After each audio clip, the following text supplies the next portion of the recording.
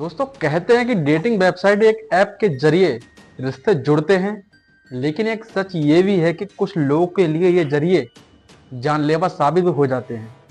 ऐसा ही हुआ रूथ के साथ। एक डेटिंग ऐप पर उसकी मुलाकात एक शख्स से हुई थी। दोनों के बीच सोशल मीडिया के जरिए प्रेम प्रसंग पनपा और फिर डेटिंग शुरू हो गई।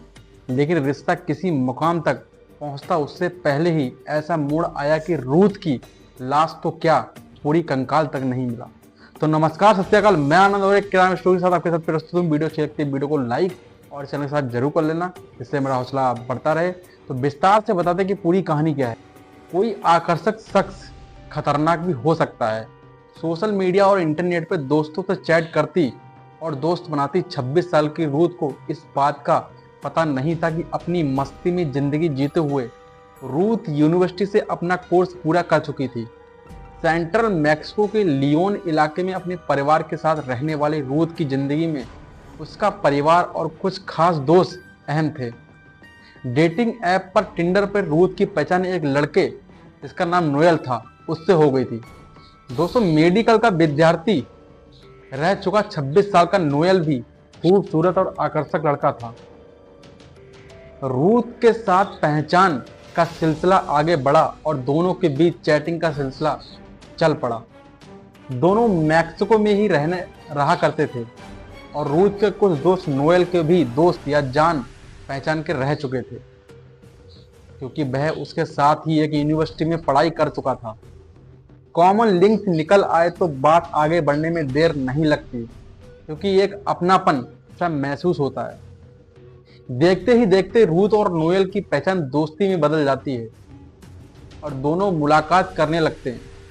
इस मुलाकातों के दौरान दोनों को एक दूसरे का साथ पसंद आने लगता है और नोएल ने एक दिन रूथ से अपने प्यार का इकरार कर दिया। रूथ ने भी हामी भर दी और अब दोनों एक दूसरे को डेट करने लगे थे। लेकिन दोनों के बीच शारीरिक संबंध अब तक नहीं बने थे। एक दूसरे का हाथ पकड़ते, गले मिलते और किस करने तक की बात सीमित थी। रूथ रिश्ते को वक्त देना चाहती थी और इस बात की नतीजे तक पहुंचना चाहती थी, लेकिन नोएल को जल्दी थी। रात को रूथ से फोन पर बातचीत करते हुए नोएल रोमांस के नाम पर उससे सेक्स का जिक्र छेड़ा करता था, लेकिन रूथ इसे रोमांस समझकर नोएल को क्रेजी कहकर कुछ देर बाद फोन काट देती थी। जब दिन में दोनों की मुलाकात होती थी तो सब कुछ नॉर्मल रहता था, इसलिए रूथ को कभी ऐसा नहीं लगा कि नोएल के दिल में कुछ गलत भावनाएं हैं। वह यही समझती रही कि वह बस रोमांटिक फ्लर्ट करता है। दोस्तों सिलसिला इसी तरह चल रहा था और नोएल बेचैन रह रहा था। इसी बीच नोएल ने एक दिन मैक्सिको सिटी के अपने घर में रूथ को इनवाइट किया। आउटसाइड रोमांटिक डेट्स दोनों कर चुके थे और चेज के लिहाज से रूथ ने नोएल की बात मान ली थी। वह 3 दिसंबर 2016 को नोएल से मिलने के लिए उसके घर गई। इस मुलाकात के बाद रूथ ने अपने दोस्तों के साथ मूवी देखने का भी प्लान बनाया था।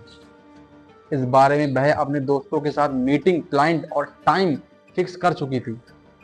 नोएल को इस बारे में कुछ पता नहीं था। रूथ उसके घर पर पहुंची तो काफी बगैर के बाद नोएल उसे अपने बेडरूम में लेकर गया। कुछ छेड़छाड़ तक तो रूथ ठीक रही, लेकिन नोएल पूरी तरह से उसके साथ सेक्स करने के मूड में आ चुका था। इस पर रूथ ने ऐतराज किया और कहा कि वो इस रिश्ते में इतनी जल्दबाजी नहीं करना चाहती है। इस दिन नोएल कुछ भी सुनने के मूड में नहीं था। उसने रूथ को अपने मानने की कोशिश की, लेकिन जब वह नहीं मानी तो उसने बिस्तर पर पटक दिया। इसके बाद नोएल ने रूथ के साथ जबरदस्ती करने की कोशिश की। अब रूथ नाराज हो चुकी थी और पूरी ताकत से नोएल का विरोध कर रही थी।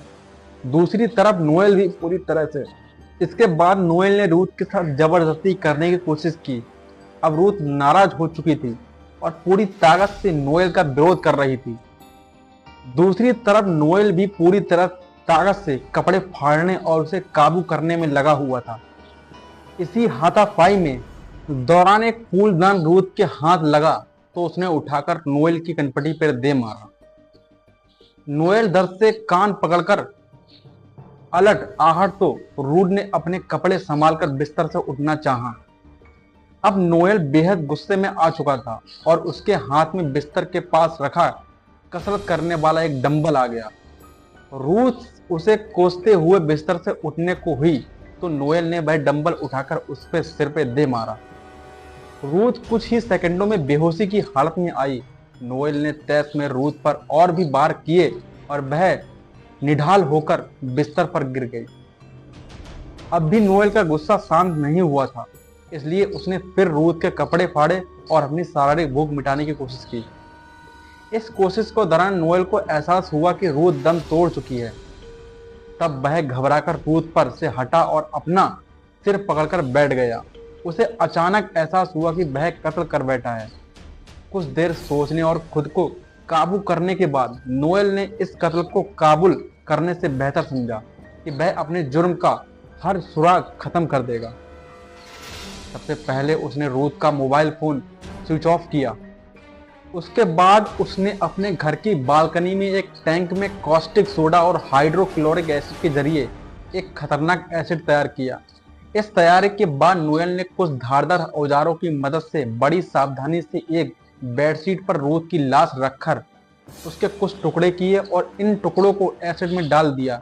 इस एसिड में लाश के टुकड़ों को गलने में कुछ वक्त लगता था। तब तक नोएल ने कमरे की अच्छी तरह सफाई की और सारे सामान को पहले की तरह रख दिया, जो हाथापाई की वजह से तितर बितर हो गया था। एसिड में रूथ की लाश गल चुकी थी, बस कुछ हड्डियां बच गई थी। इस एसिड से नोएल ने वो हड्डियां निकाली और गैरेज बैग्स में बंद करके बालकनी में रख दी और उन्हें ठिकाने लगाने के बारे में सोचने लगा।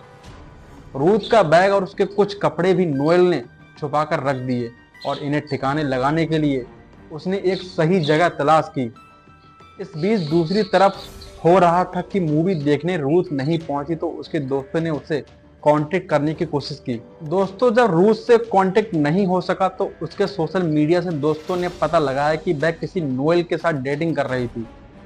इधर रूथ के घर ने लौटते और दोस्तों व परिवार के कुछ खबर न होने के चलते गुमशुदगी की रिपोर्ट दर्ज कराई गई। पुलिस ने हाथ लगे सुरागों और दोस्तों व परिवारों के बयानों के आधार पर रूथ की तलाशी शुरू की।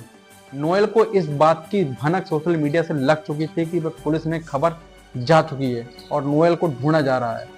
इस खबर के मिलते ही नोएल डर चुका था और वह वहां से फरार हो गया। पुलिस नोएल के घर पहुंची लेकिन वहां पर नहीं था वो।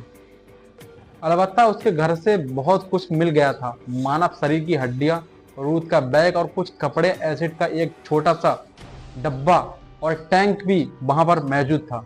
पुलिस को पूरा मामला समझ आ चुका था कि रूथ का कत्ल किसने और कैसे किया। अब करीब 3 हफ्तों तक नोएल को तलाश करती रही पुलिस के हाथ नोएल भी लग गया तो कातिल की जुबानी सब कुछ पता चल गया और कहानी यहीं पे खत्म होती है। दोस्तों, वीडियो अच्छी लगती है वीडियो को लाइक और चैनल सब्सक्राइब जरूर कर देना।